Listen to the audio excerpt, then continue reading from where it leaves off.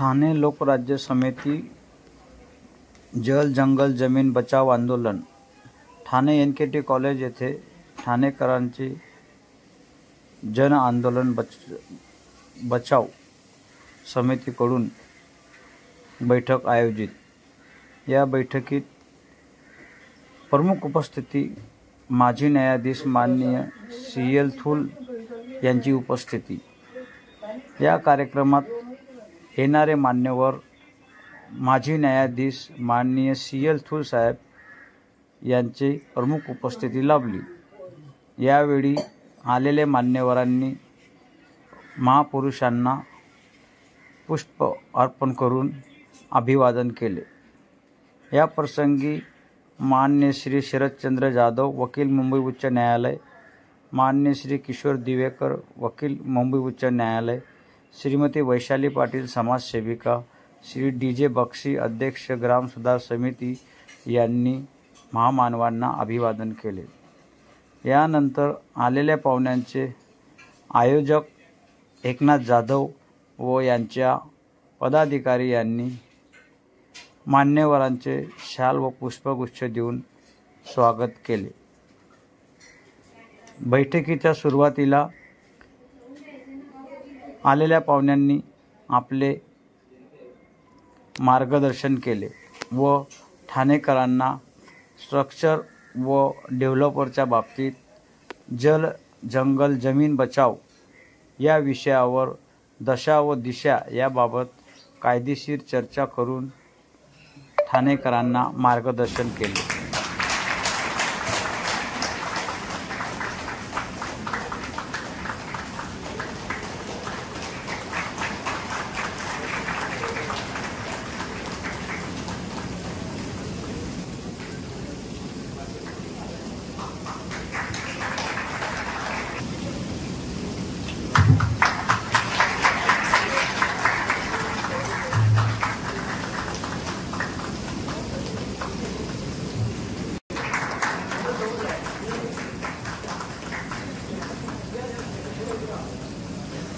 यांचं स्वागत राकेश पाटील, डॉक्टर गिरीश साळगाव,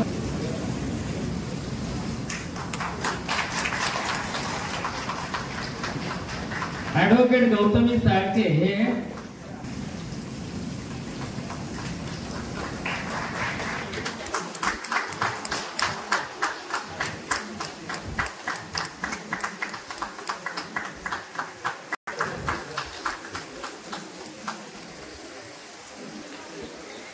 उपस्थित सर्वांचं मी पहिले स्वागत करतो।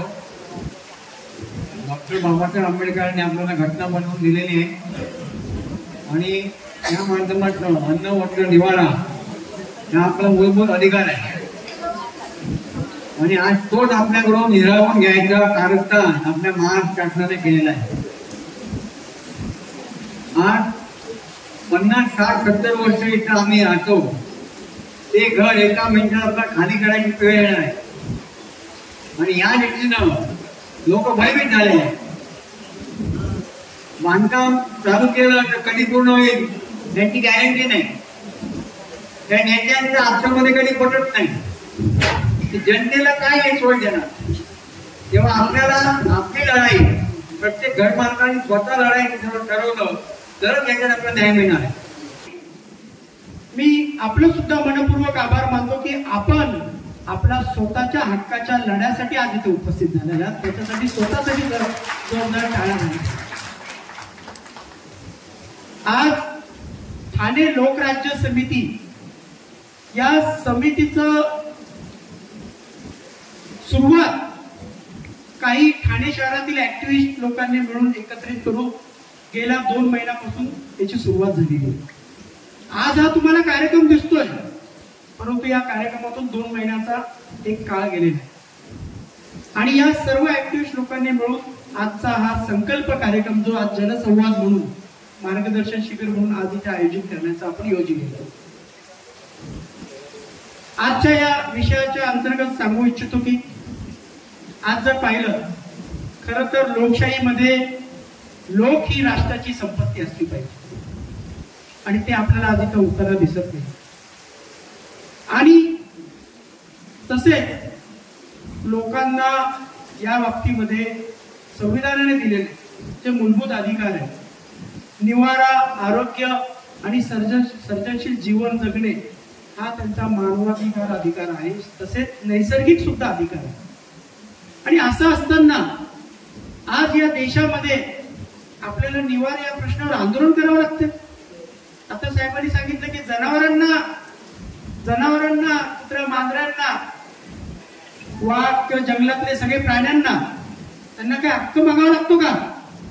परंतु आज मानवाला दिलेला, संविधानाने दिलेला जो मूलभूत अधिकार आहे त्यासाठी आज आपल्याला हक्क मागावा लागतोय, संघर्ष करावा लागतोय.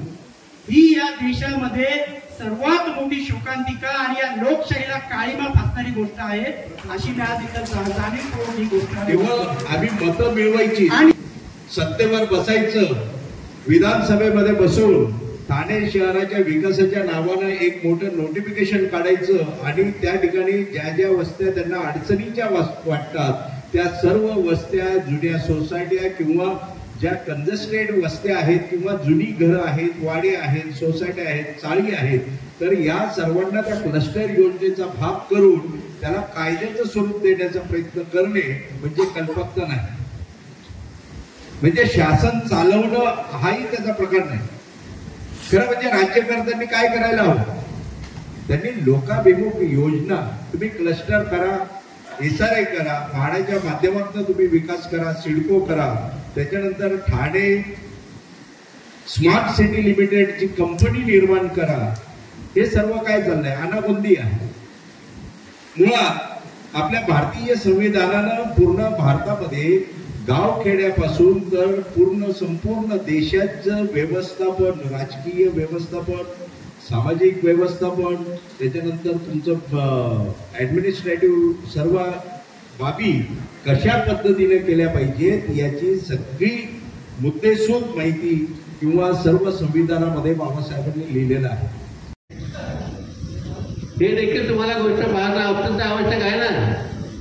नाहीतर तुम्हाला 3 वर्षाचं भाडं द्यायचं आणि मगाशी देवेकर साहेबांनी सांगितलं त्या प्रकारे त्या 3 वर्षाच्या भाड्यामध्ये आम्ही आमची करोडची प्रॉपर्टी गहाण ठेवायची का? आणि निर्वासित बनायचं आम्ही निर्वासित बनायचं, 3 वर्षाचं भाडे घ्यायचं डेव्हलपमेंटच्या नावाखाली. त्या डेव्हलपरने आपले करोड रुपये बनवायचे आणि आमच्याकडे तुकडा फेकायचा आणि आम्ही मात्र वनवन फिरत राहायचं. आणि 3 वर्षात कोणते डेव्हलपमेंट पूर्ण होत नाही, पण 3 वर्षानंतर भाडं कोण भरावं आहे की नाही प्रश्न. 3 वर्षांचं ते डेव्हलपमेंट ज्या घराचं, ज्या एरियाचं तुम्ही करायला घेतलं, 3 वर्षात झालं नाही तर काय करणार आहात? तर कोणतीही गोष्ट करताना आपण अत्यंत आवश्यकपणे पाहिलं पाहिजे की ही जी योजना येत आहे, की जी डेव्हलपमेंट होणार आहे, ती डेव्हलपमेंट आमच्याकरता आहे की जो डेव्हलपर राहणार आहे त्याच्याकरता आहे, ज्याचा देखील विचार करायला पाहिजे. ना आपल्यातलेच काही जे असतात ना स्वतःच्या तात्पुरत्या फायद्याकरता, अशा लोकांना निवडून बाहेर काढून बाजूला करायचं आणि बहुसंख्येने आपण एकत्र येऊन आपल्या सोसायटीचा आम्ही कसा विकास करू त्याचा विचार करणं गरजेचं आहे. जोपर्यंत तो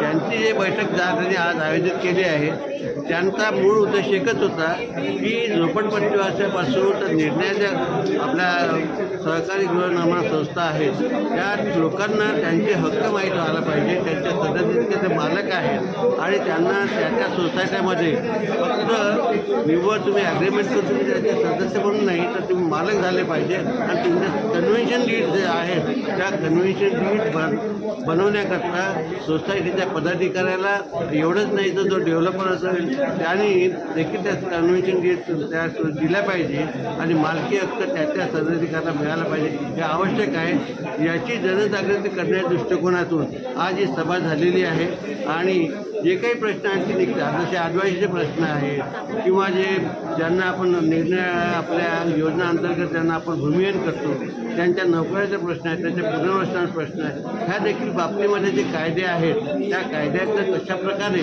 योग्य रीतीने अंमलबजावणी झाली पाहिजे याकरता जनजागृती करणे हा आजच्या कार्यक्रमाचा एक उद्देश मला दिसतो. आज हा जो क्लस्टरचा आणि डेव्हलपरचा जो विषय आहे हा संपूर्ण भूमिपुत्रांच्या पूर्ण मुंबई ठाण्यामध्ये आहे. काय सांगा? पूर्ण मुंबईतच आहे, पूर्ण महाराष्ट्रात आहे. आणि जिथे जाल तिथे तुम्हाला हा जो क्लस्टर आणि तुमचा डेव्हलपमेंटचा प्रश्न आहे. क्लस्टरच्या बाबतीमध्ये निव्वळ योजना आहेत. जसं तुमच्या SRAमध्ये कायदे आहेत ते क्लस्टरमध्ये झालेले नाहीत. त्या दृष्टिकोनातून देखील आपण आग्रह करतो. थँक्यू.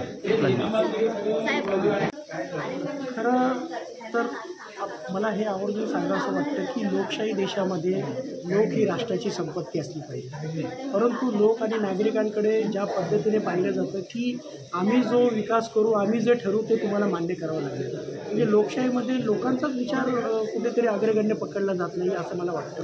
आणि यामध्ये विकासाच्या माध्यमाने विकास करत असताना लोकांचं खऱ्या पद्धतीने त्यांचं आरोग्य, निवारा या संदर्भात सुद्धा विचार करणं तेवढंच गरजेचं आहे. आणि जर आरोग्यासंदर्भात जर विचार करायचा असेल तर पर्यावरणाचा प्रामुख्याने विचार करायला पाहिजे. आणि ज्या पद्धतीने ठाणे शहरामध्ये विकासाच्या नावाखाली पर्यावरणाचा जो ऱ्हास होतो, कित्येक झाडांची कत्तल होते, जंगल नष्ट केले जातात आणि आमचा म्हणूनच प्रमुख नारा जो आहे जल जंगल जमीन बचाव.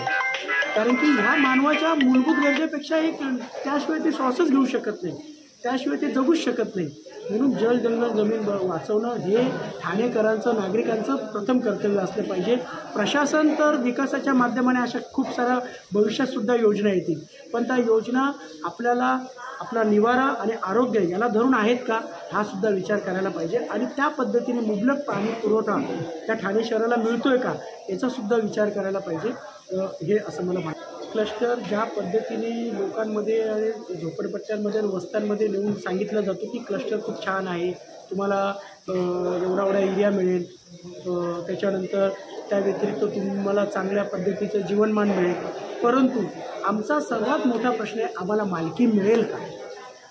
मालकी नसेल तर पुन्हा एरिया माझ्या मागल्या, तर ही परिस्थिती न हो म्हणून आमचा या सगळ्या येणाऱ्या तत्सम योजना ज्या आहेत त्या नक्की कोणासाठी आहेत, नागरिकांसाठी आहेत की विकासक, डेव्हलपर, प्रशासकीय अधिकारी, नेत्यांसाठी आहेत. जर तुमचं म्हणणं असेल नागरिकांसाठी आहे तर मग प्रथम नागरिकांना मालक बनतील. आणि जर ते मालक बनतील तर ह्या योजनांना आम्ही कशा पद्धतीने घेऊ त्यासाठी आम्ही विचार नक्कीच करू. साहेब, आज आपण जेव्हा ठाणेकरांसाठी एवढा मोठा लढा देत आहेत तर पुढचं पाऊल काय असणार? आमचं पुढचं जे पाऊल असेल आमच्या ठाणे लोकराज्य समितीच्या माध्यमाने त्यामध्ये प्रत्येक तळागाळातील व्यक्ती जो विक्टीम आहे, या व्यवस्थेला बळी पडतो आहे, या विकासाच्या नावाखाली त्याचं कुठेतरी हनन होतं आहे, अशा व्यक्तींना आणि अशा सगळ्या ॲक्टिव्हिस्ट लोक एकत्र येऊन सर्वप्रथम आमचा पहिला नारा असेल की या ठाणे शहराचा जल जंगल जमीन बचाव ह्या नारा घेऊन आम्ही काम करतो आहे आणि या माध्यमानेच आम्ही पुढे काम करू असं मला म्हणायचं. धन्यवाद. थँक्यू.